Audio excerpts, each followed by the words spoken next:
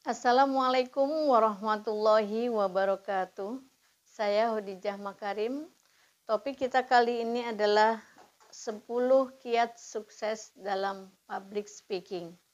Teman-teman sekalian, di episode terdahulu, pada video terdahulu saya sudah sampaikan apa yang dimaksud dengan public speaking. Dan ada pengantar sudah saya sampaikan.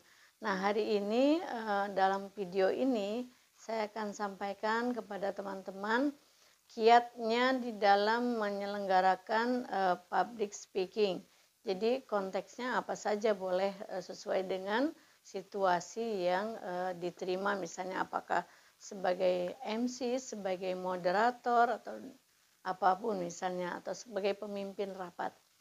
Nah, namun di dalam 10 kiat sukses ini saya sampaikan untuk konteks MC ya. Nanti kalau misalnya mau digunakan untuk moderator ataupun pemimpin rapat, bisa disesuaikan dengan situasi dan kondisi di mana teman-teman bertugas.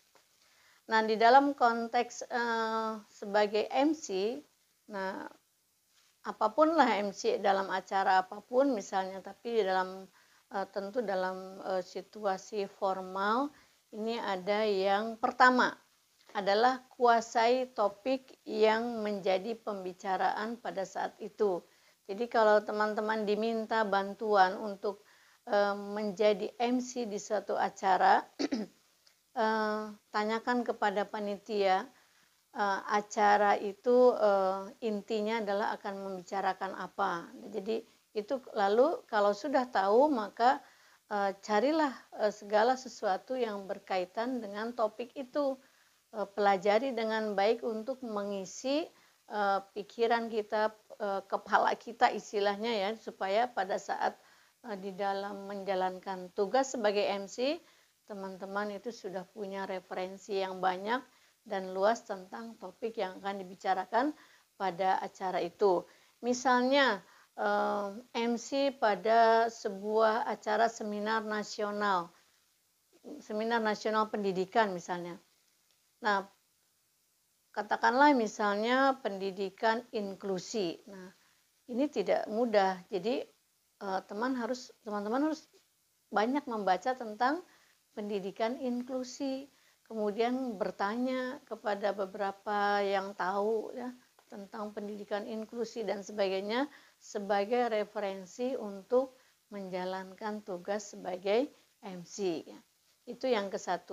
Yang kedua, di dalam menjalankan tugas harus berpikir positif, senantiasa berpikir positif. Kenapa?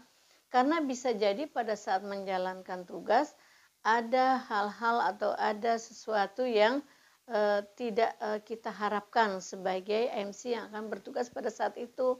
Jadi kalau ada sesuatu yang kekurangan, kita berpikir positif lah misalnya. Katakanlah misalnya ada pengunduran waktu 10 menit misalnya, atau 15 menit, atau apalah misalnya semua itu kita terima dengan pikiran yang positif, supaya teman-teman dalam menjalankan tugas sebagai MC bisa menjaga emosi dengan stabil. Dan yang ketiga, ini penting ya, sangat penting bahkan, kenali siapa audiens yang akan hadir. Misalnya contoh tadi, kalau pendidikan seminar nasional pendidikan tadi, contohnya pendidikan inklusi, siapa yang akan hadir? Misalnya apakah dosen, para guru, kemudian mahasiswa. Nah, gurunya guru di level apa? Misalnya apa, guru TK, SMP, SMA dan sebagainya. Mungkin ada para orang tua dan sebagainya. Jadi kenali. Bagaimana cara mengenalinya? Tanyakan kepada panitia. Berapa Pak yang akan hadir pada saat seminar nanti, dan komponennya yang akan hadir mewakili dari mana saja misalnya. Begitu juga pemimpinnya akan hadir, misalnya siapa ya yang menjadi tamu undangan, siapa. Minta nama-namanya dengan nama yang lengkap ya, dengan gelarnya, kemudian institusi yang diwakilinya. Jadi audiens yang hadir pada saat itu MC harus mengetahuinya. Kemudian yang keempat itu adalah kenali tempatnya. Di mana tempatnya? Di gedung mana? Nah, tentu teman-teman harus cari tahu. Yang pertama kegunaannya adalah supaya bisa datang tepat waktu, memperkirakan jarak tempat tinggal dengan gedung pertemuan. Yang kedua, kalau memang acaranya sangat penting, apalagi misalnya tamu-tamunya juga sangat penting, sebaiknya 1 hari sebelum acara MC hadir di tempat itu untuk melihat situasi ruangan, di mana MC harus berdiri, di mana MC harus bertugas, itu kenali ya. Kenali lokasi dan tempat di mana kamu akan melaksanakan tugasmu sebagai MC. Kemudian yang kelima adalah fokus pada hal-hal yang penting. Jangan berfokus kepada hal-hal yang sepele. Jadi kalau misalnya ada sesuatu kesalahan ataupun ada perubahan, kalau perubahan itu kecil gitu, atau sesuatu yang terjadi itu kecil, peranannya gak usah dipikirkan. Fokuslah pada hal-hal yang kamu anggap penting pada saat itu untuk menyelenggarakan tugasmu sebagai MC. Kemudian yang keenam, jangan kamu meminta maaf kepada audiens untuk kesalahan yang sepele dan tidak diketahui oleh audiens. Yang tahu cuma kamu sendiri. Misalnya salah menyebutkan nama seseorang, kemudian yang tahu kan yang bersangkutan. Kalau kesalahannya itu misalnya hanya pada gelar saja, ya nggak usah minta maaf. Tapi kalau misalnya kesalahan pada namanya yang diketahui oleh orang lain, itu minta maaf. Atau mungkin ada kalimat-kalimat yang menurut kamu sudah direncanakan, tapi kemudian terlewati, kan yang tahu cuma kamu sendiri gitu. Jadi saya ulangi ya, kalau salah menyebutkan nama, yang disebutkan namanya itu adalah misalnya yang bersangkutannya pimpinan lah ya, yang bersangkutannya tidak hadir, kemudian misalnya kepada yang mewakilinya, yang bersangkutannya tidak hadir, kemudian kamu gak usah minta maaf, gak apa-apa, salah sedikit. Tapi kalau misalnya yang bersangkutannya hadir, kamu ulangi dengan meminta maaf.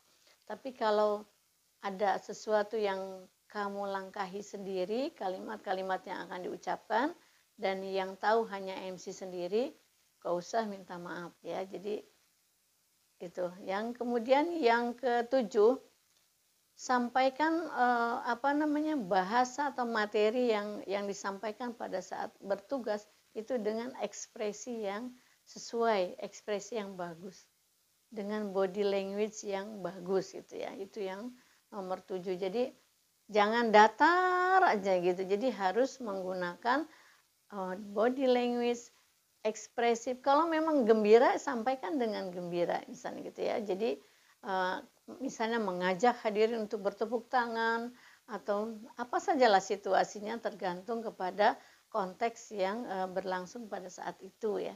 Situasi dan kondisi pada saat itu berlangsung. Kamu harus ikut dalam suasana acara itu. Misalnya setelah ada sambutan dari pimpinan atau pejabat yang membuka acara itu, kemudian acaranya meriah, bagus, disambut oleh audiens, maka MC juga ikut mengomentari itu dengan suasana yang sesuai dengan suasana yang berkembang pada saat itu ya.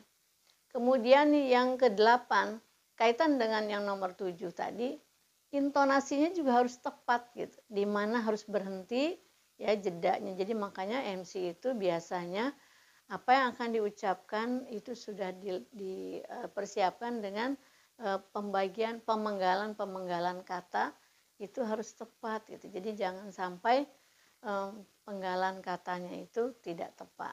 Itu yang ke-8. Lanjut yang ke-9 itu adalah fokus pada pesan yang akan disampaikan. Jadi itu 75% waktumu, tenagamu, pikiranmu berfokus pada pesan yang akan disampaikan, artinya pada materi inti dari MC. Jangan sampai ya 25% baru memikirkan kesesuaian pakaian, kesesuaian apalah misal aksesoris yang digunakan dan sebagainya. Jangan terbalik gitu. Jangan kamu sibuk menghabiskan waktu 75% untuk mencari busana yang cocok, mencari aksesoris yang cocok, habis waktunya sampai tinggal 25% untuk belajar, untuk berlatih menjadi MC dengan materi yang pas-pasan. Itu keliru. Ya, jadi yang paling penting adalah fokus pada pesan atau pada materi yang akan disampaikan pada saat acara itu, pada tugasmu sebagai MC misalnya. Nah, yang lain-lainnya ya sambil jalanlah mempersiapkan kostum, mempersiapkan busana yang sesuai dengan situasi dan kondisi pada acara itu. Nah, yang terakhir adalah di dalam menyelenggarakan suatu acara pastilah ada sesuatu yang diharapkan, itu adalah kesuksesan yang luar biasa. Maka sebelum melaksanakan tugasmu sebagai MC, kamu berimajinasilah di rumah itu seolah-olah acara itu hebat, kemudian orang-orang akan antusias mendengarkan MC bicara, dan audiens akan antusias mendengarkan seminar, misalnya tadi yang kalau contohnya seminar nasional. Jadi kamu harus berpikir positif dan sebegitu meriahnya acara itu. Nah, ini penting, kenapa?